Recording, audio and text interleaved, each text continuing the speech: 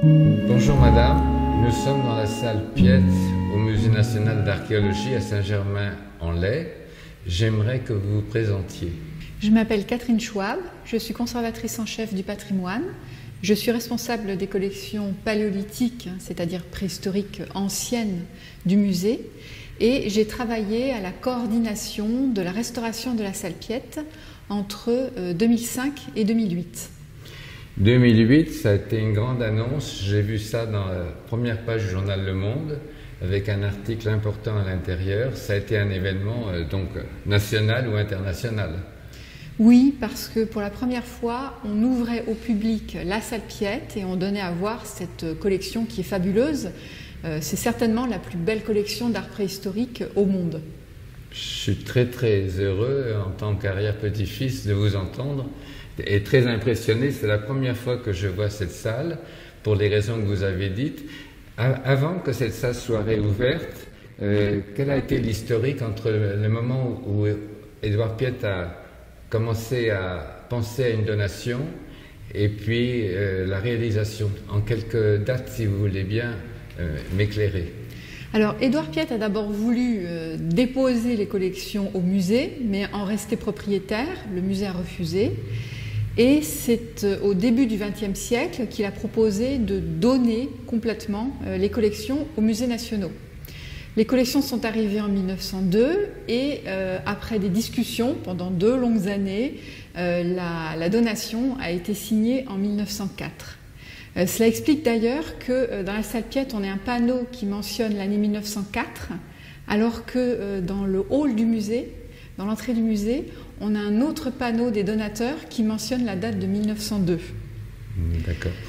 Et puis, j'ai lu à Rumigny, à la Cour des Prés, une copie du contrat qu'il avait rédigé, qu'il avait proposé pour faire cette donation. Et comme il avait fait une carrière de juge de paix, j'ai compris, on disait dans la famille que c'était un homme qui avait un caractère assez vigoureux, assez volontaire, et il a proposé un contrat juridiquement sophistiqué. Est-ce que c'est vrai? C'était sophistiqué. Alors, il avait en effet la réputation d'être un homme de caractère. Il a discuté donc ces clauses de donation juridique pendant 2 années. L'acte de donation était effectivement très pointilleux, très pointilleux. J'ai lu aussi que, comme il voulait imposer cette donation, il avait eu une stratégie et il avait profité de l'exposition universelle de 1900 pour louer des vitrines, un grand espace de vitrines pour présenter certaines de ses pièces les plus attrayantes, et ça avait eu un grand succès des visiteurs, même un succès international qui avait été souligné par les médias. Et est-ce que c'est vrai qu'il s'est servi de ce moyen, on va dire, promotionnel pour convaincre l'administration de l'époque d'accepter cette donation dans les termes qu'il voulait? Alors c'est possible, la collection Piette a été présentée dans le cadre de cette exposition universelle de 1900, mais je crois que dans le fond, Édouard Piette voulait vraiment instruire le public. C'était vraiment sa volonté première. Et je pense que plus que de se servir de l'exposition universelle pour convaincre l'administration, ce qu'il voulait avant tout, c'était montrer les objets qu'il avait découverts au public le plus large possible. De quand peut-on dater la reconnaissance par l'opinion scientifique, académique, du fait que ces objets dataient effectivement de 1000, 5000, 10 000, 15 000, 20 000 ans? Je pense qu'on ne savait pas encore dater, on n'avait pas encore le carbone 14, mais quand est-ce qu'on a cru vraiment ne plus être créationniste, selon le calendrier de la Bible, mais croire à une ancienneté d'un art préhistorique et croire que ce n'était pas des faux, que ce n'était pas des trucs, que c'était vraiment des œuvres de ces hommes préhistoriques? Comment on date cela? Édouard Piette commence à fouiller dans les années 1870 et la date officielle de la naissance de la préhistoire, c'est 1859. Donc c'est très peu avant, c'est plutôt lié aux fouilles de Jacques Boucher de Perthes, en France en tout cas, qui avait découvert les premiers outils préhistoriques dans les carrières d'Abbeville dans la Somme. Donc on peut dire que Édouard Piette a été vraiment parmi les tout premiers pionniers de la découverte de cet événement majeur dans l'histoire de l'humanité, d'une préhistoire. Et dans ma famille, on disait aussi qu'il avait formé l'abbé Breuil, que l'abbé Breuil avait été son disciple et qu'il ne s'était pas toujours bien entendu d'ailleurs. Et c'est que finalement l'abbé Breuil, qui est devenu beaucoup plus connu que lui, qui avait un art oratoire, a contribué beaucoup à terminer le livre que j'ai entre les mains, qui s'appelle L'art pendant l'âge du règne, qui est un livre absolument incroyable, dont j'avais vu quelques planches, qu'on reverra peut-être tout à l'heure. Et donc la relation entre l'abbé Breuil et Édouard Piette a été importante au point de vue de faire reconnaître l'importance de la préhistoire. Oui, Édouard Piette a vraiment contribué à faire connaître l'art préhistorique. Après les fouilles menées par Édouard Lartet et Henri Christie dans les Pyrénées d'abord, mais surtout ensuite dans le Périgord dans les années 1860, les fouilles d'Édouard Piette ont vraiment permis de mettre au jour un très très grand nombre d'objets d'art préhistorique et de faire connaître cet art préhistorique. Et Édouard Piette a aussi été un des premiers à travailler sur la chronologie de cet art préhistorique, à essayer de comprendre son évolution. Et c'est sans doute pour cela, et notamment aussi grâce à ses talents de dessinateur, que Breuil, tout jeune, a travaillé avec Édouard Piette, puisqu'il s'intéressait aussi, bien sûr, à l'art préhistorique. Je suis très content que Catherine Schwab ait parlé de la volonté d'Édouard Piette de contribuer à l'éducation populaire. Parce qu'au fond, c'était ça, c'est ça qui me paraît très important aussi. Et là, je m'adresse aux scientifiques, aux paléontologues. Est-ce que tu veux bien te présenter ? Oui, Jean-Sébastien Steyer, je suis paléontologue au CNRS, affecté au Muséum d'Histoire naturelle à Paris. Et je suis impressionné de voir cette salle-là. Alors, je ne suis pas préhistorien, mais impressionné d'abord en ce qui concerne la quantité en fait, des spécimens. Comment ton arrière-grand-père a-t-il fait pour collecter autant de spécimens en quoi, même pas 30 ans de fouilles ? 6500 artefacts, disait Catherine Schwab. C'est énorme. En fait, c'est une vie entière ramassée, entre guillemets, sur quelques décennies. Est-ce qu'il avait plusieurs chantiers en même temps? Est-ce qu'il surveillait en fait différentes équipes? Il a travaillé selon les endroits où il était nommé comme juge de paix. Il était dans des régions différentes, mais il suivait des chantiers dans plusieurs endroits en même temps et il consacrait la fortune familiale à payer des ouvriers pour creuser et faire attention à ce qu'il creuse prudemment. Parce que justement, il est un de ceux, et c'est une question que je voulais poser à Catherine Schwab plus précisément, mais toi tu vas répondre, il avait compris qu'il ne fallait pas creuser comme les fouilleurs de tombes et ramasser les curiosités, comme à l'époque c'était considéré encore par beaucoup de gens, qu'on pouvait revendre. Mais chaque centimètre de profondeur correspondait à une époque. Alors ça, est-ce que tu veux bien nous en parler? Oui, tout à fait. J'ai lu dans son livre qu'il a écrit en fait que la préhistoire n'est rien sans la méthode stratigraphique. Et ça, c'est très très puissant parce que la méthode stratigraphique permet en paléontologie en général et en préhistoire aujourd'hui en particulier de dater en fait en fonction du contenu fossilifère. Et lui a œuvré, ça a été un des grands pionniers dans l'histoire de l'art, où il a en fait subdivisé la préhistoire en fonction des différentes œuvres qu'il trouvait un peu partout en France. Donc il ne se contentait pas en fait de ramasser ou de contrôler des fouilles, il allait très loin dans l'analyse. La préhistoire était déjà acceptée effectivement, comme l'a dit Madame la conservatrice, d'une manière scientifique avec bouchée de perte. Lui a poussé le bouchon encore plus loin, si je puis dire, en montrant que l'art s'ancre dans la préhistoire humaine et que l'homme préhistorique au sens large était capable d'œuvrer vraiment en termes artistiques. Quand on voit en fait les merveilles qui sont exposées ici, des sculptures, des gravures très fines, le moindre ossement gravé ornementé et a été soigneusement collecté, archivé, étiqueté. Enfin, on voit vraiment que il ne se contentait pas de collectionner. Il avait non seulement un but de diffusion des connaissances, comme on le dit aujourd'hui, c'est-à-dire d'éducation, d'instruction populaire entre guillemets, mais aussi c'était un grand chercheur en histoire de la préhistoire, en préhistoire de l'art, j'allais dire en histoire de la préhistoire, et il a apporté une pierre à son édifice, d'autant plus que dans l'introduction de son livre, il cite la période anthropique. Alors ça c'est intéressant, on connaissait déjà bien sûr le qualificatif anthropique, c'est-à-dire lié directement à l'homme, oui. Mais il utilise le terme anthropique comme une période géologique ou quasi-géologique. Et là, on pense tout de suite à l'Anthropocène. Oui, dans ce cas-là, il est un précurseur du terme devenu courant d'Anthropocène aujourd'hui. Daté dans l'histoire de l'univers, une période liée à l'homme. Exactement. Et terme que l'on attribue souvent, en fait, aux anthropologues ou aux sociologues, aux collègues qui travaillent en sciences humaines et sociales. Mais du coup, c'est intéressant de voir qu'un préhistorien, même s'il n'était pas académique, un préhistorien, un chercheur en préhistoire, avait posé déjà un jalon sur une sorte de proto-définition de l'Anthropocène. Et il définit la période dans ce livre sur l'âge du renne. L'âge du renne, ça se situe grosso modo dans quelles années?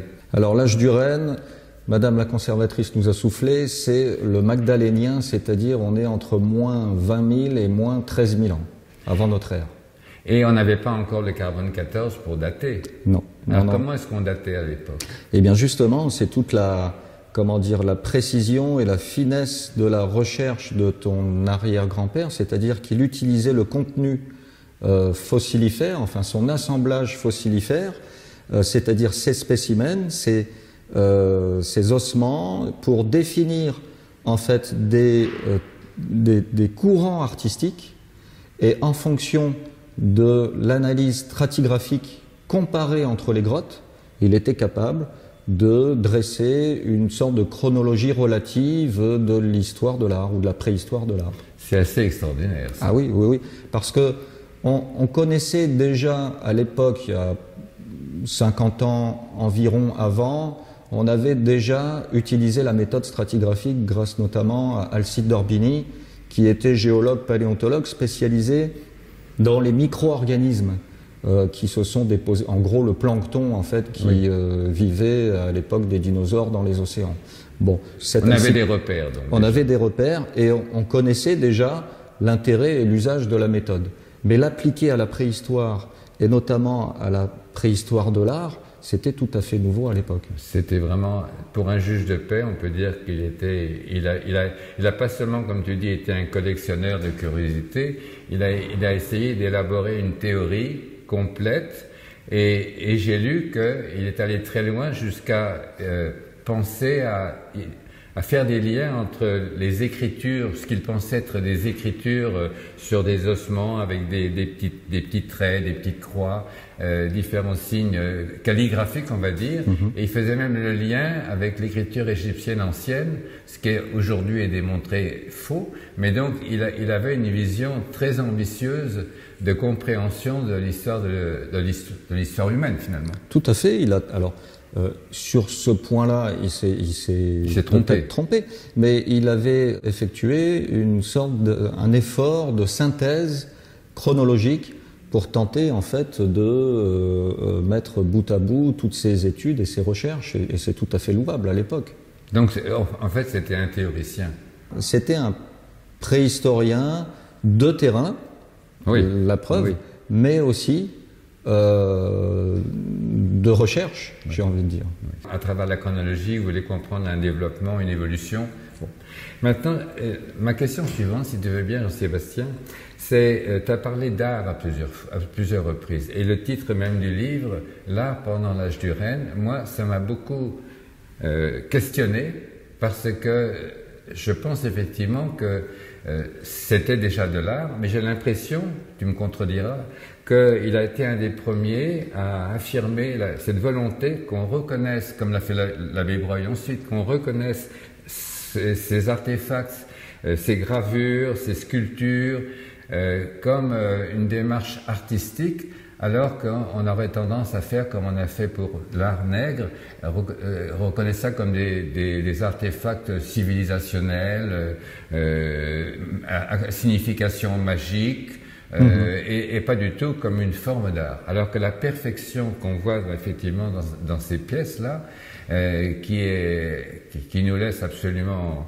stupéfaits par rapport même à l'art le plus contemporain, ça me semble démontrer que mon arrière-grand-père a osé dire « c'est de l'art, il faut le reconnaître comme de l'art ». Ah, tout à fait, oui, oui. Et du coup, il y a une profondeur philosophique puisque il considérait ces populations anciennes comme humaines au sens justement anthropique ou philosophique du terme. C'était pas des sauvages reclus dans des cavernes. En fait, il avait une vision déjà moderne. Surtout qu'à l'époque, on utilisait une chronologie pour classer effectivement uniquement ou très souvent les industries lithiques. Voilà, des industries. Et donc on se basait sur des objets qui avaient, et il y en a aussi ici autour de nous, hein, mais des objets qui avaient essentiellement une fonction, des outils, des hameçons, des armes, enfin l'équivalent, on va dire, d'armes, etc. Lui, il utilise entre guillemets l'art pour essayer de mieux asseoir, encore une fois, une chronologie relative. Et donc, on fait un pas de plus dans la compréhension de l'homme préhistorique au sens large, puisqu'il est considéré comme un homme et non plus comme une espèce disparue ou une espèce préhistorique un peu sauvage, effectivement. On va tout à l'heure regarder 2 ou 3 de ces œuvres-là qui sont parmi les plus connues. Une Vénus, cette tête de cheval qui est ici, qui est reproduite dans ce livre d'une façon magistrale. Et puis j'ai vu une antilope, là c'est un bison, il y a la fameuse Dame de Bassompouy. Et effectivement, pour moi c'est fondamental parce que j'ai commencé mon travail d'artiste à l'époque de l'avant-garde. Et tous les gens pensaient que la nouveauté était nécessaire dans l'histoire de l'art, etc. Et j'ai toujours, en travaillant avec des contre-empreintes de main, sur lesquelles Piet n'a pas travaillé parce qu'il n'a pas rencontré des contre-empreintes de main dans les sites sur lesquels il a travaillé. Mais c'était pour moi un geste anti-avant-gardiste qui voulait dire, bon, l'art, ça n'a rien à voir avec le progrès. Et à l'époque, donc 10, 15, 20 000 ans avant Jésus-Christ, il y avait déjà une conception du rapport à l'univers, du rapport aux grandes questions physiques, métaphysiques, qui était très présente. Et ça me semble fondamental que l'art soit... On pourrait dire que l'art contemporain est resté premier. C'est-à-dire que tous les arts sont premiers. Que même aujourd'hui, de l'art contemporain, même numérique, d'une certaine manière, c'est un art magique qui cherche à s'allier, ou qui cherche à découvrir une beauté dans l'univers ou une puissance. Bon. Mais on peut dire exactement la même chose des œuvres qu'Édouard Piet a découvertes et qui sont présentées ici. Ça change beaucoup la conception qu'on a de l'histoire de l'art. Parce que l'histoire de l'art, c'est une chronologie qui a des évolutions, des arborescences, mais on demeure toujours, dans l'art qui est important, on demeure toujours dans un rapport à l'univers, qui est un rapport humain, de l'anthropos, avec l'image du monde. Et naturellement, toujours avec un souci d'efficacité, parce que dans cet art-là, il y a un souci d'efficacité. Et par exemple, je reviens aux mains. On a découvert que beaucoup de populations préhistoriques faisaient les mêmes mains, avec les mêmes ocres de terre calcinés à différents degrés de chauffage pour obtenir des ocres jaunes, des ocres bruns, des ocres foncés, indépendamment de la craie ou du charbon.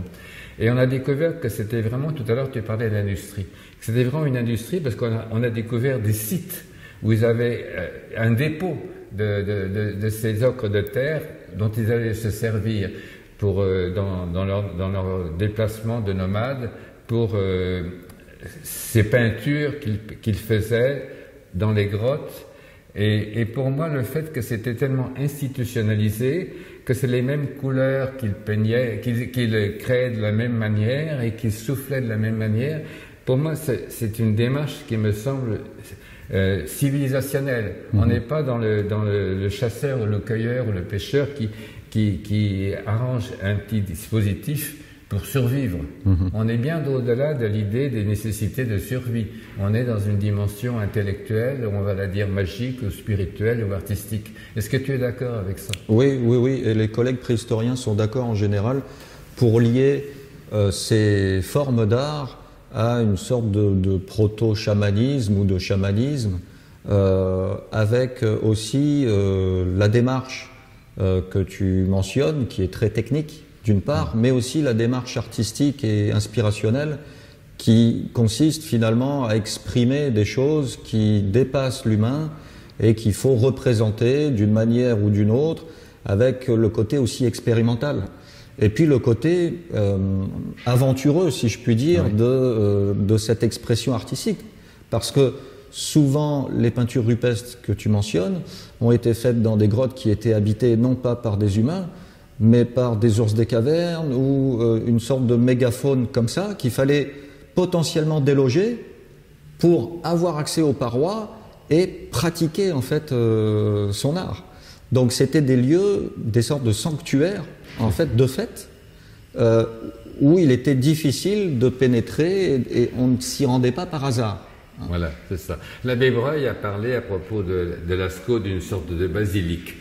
En bon catholique du Vatican, il voyait une basilique, une spiritualité donc universelle. Mais en fait, c'est assez étonnant qu'effectivement, ils allaient au fond de grottes, parfois très profondes, parfois dangereusement, et à des endroits où il n'y avait pas de lumière, donc ils allaient avec des torches pour peindre au fond de ces grottes des animaux, faire des contre-empreintes de main. Donc c'était extrêmement difficile, et c'était pas pour survivre. Ou alors peut-être était-ce pour survivre parce que, selon mon hypothèse, ils allaient au fond de ces grottes avec des torches faire ce rituel, appelons ça un rituel entre guillemets, bon. Et par exemple, quand ils mettaient la main sur la paroi et qu'ils soufflaient un ocre d'une couleur ou d'une autre, pour moi c'est une imposition de la main. Pour moi c'était comme un contact avec la terre-mère, on dit Gaïa, bon, pour obtenir de la terre qu'elle produisent des animaux pour la reproduction. Leur vie dépendait, pour moi c'était un culte à la terre-mère pour qu'elle continue à produire ce qui est nécessaire pour vivre. Donc d'une certaine manière c'est une efficacité religieuse ou magique, mais on est manifestement dans une démarche qui est vraiment spirituelle, qui est quasiment religieuse. Et cet art-là, avant qu'on ait un art religieux au Moyen-Âge, dans les cathédrales ou les arts islamiques et tous ces autres arts qui sont religieux et qu'on considère aujourd'hui comme de l'art islamique, par exemple, on est dans les mêmes problématiques depuis toujours avec l'art. Et je vois pas comment on peut parler d'un progrès dans l'art. Je reviens à ce principe qui pour moi est fondamental. Et pour moi, Édouard Piette, le premier à avoir parlé de l'art pendant l'âge du règne, il ouvre la série. Il ouvre cette manière de repenser le rapport art-société, art-univers. Oui, parler de progrès, bon, je suis pas spécialiste en art, mais parler de progrès pour l'art, ça me paraît, parler de progrès pour l'industrie, pour les sciences, ce qu'on appelle aujourd'hui les sciences et techniques, d'accord, mais je vois plutôt, enfin, je verrais plutôt l'histoire de l'art et la préhistoire de l'art comme un buissonnement plus ou moins expérimental de rapprochement avec effectivement des événements qui dépassent l'humain. On voit souvent des scènes de chasse, donc des scènes qui sont fantasmées ou qui sont fantasmées dans le sens où on espère effectivement chasser le gibier tel qu'on espère le croiser quand on va éventuellement sortir de la grotte ou organiser, parce que tout ça a été aussi organisé. Donc il y a ce rapport avec un futur éventuel.